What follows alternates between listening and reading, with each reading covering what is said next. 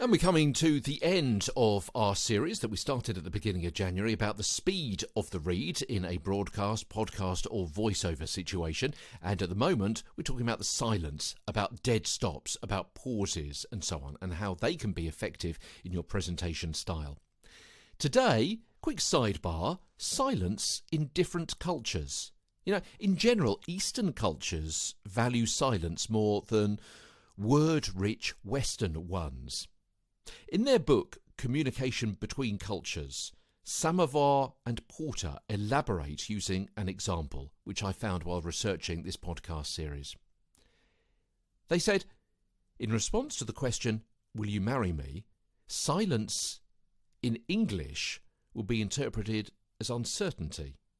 In Japanese, it's interpreted as acceptance. In Igbo, that's Southeastern Nigeria, it would be considered as a denial if the woman was to continue to stand there, and acceptance if she ran away. Silence in different cultures. And of course, if you're reading or presenting for those who have your first language as their second, they may need additional time to process what it is that you're saying.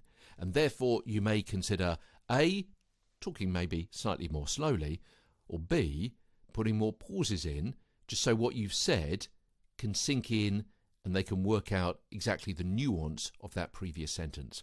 If you listen to the BBC World output on the radio, you'll notice that their speaking rate, reading the news and so on, is just a shade slower than it is for normal BBC programmes. I'm Peter Stewart. Back tomorrow with the pause we all know. You're going to recognise it as Get a Better Broadcast, Podcast and Voiceover Voice continues. From London, I'm Peter Stewart.